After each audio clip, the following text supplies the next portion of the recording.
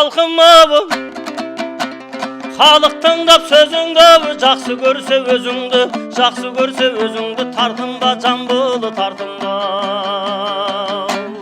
Бұлбұлдайын сайрайын, жігерімді қайрайын, сәулемді елге түсіріп, аспандағы айдайын, тас бұршақтай ұшырып, екпіні күшті сөздайын, жиналып халық тұрғанда, тыңдауға көңіл бұрғанда, сөздер ясын қозғайын, қызыл тілім іркілме, шер құмардан шығайын, құмармын жастан шіркінге, неден қорқып бұғайын, шерімді айтсам арылтып, түзелер тасып шырайым, іштегі өрт жалындау жасырып кімнен тығайын, күннен күнге күшейсе, ақтармай қалай шыдайын, тыңдасын халқым құлақсап, біраз сөйлеп көрейін, халықтан аяп қайтейін,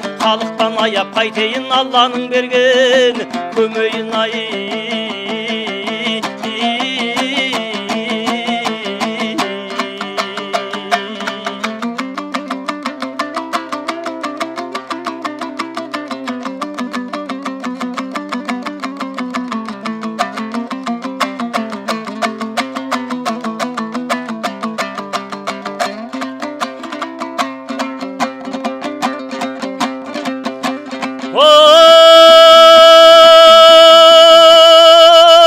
Домбырасыны қолға алып,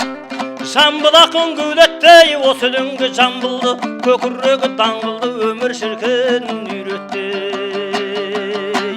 Жырда кетті төгіліп, тасыған судай арнадан, жамбылдың жағы талмаған, жері жоқ жамбылы бармаған, жүйрік тардан секілді, жүгірістен танбаған, таудан ұшқан қырандай, қонарда жерін таңдаған, денесі қызып алғанда, алдына жан салмаған, қызып жамбылы шапқанда, оу, кімдер жолды қалмаған ай.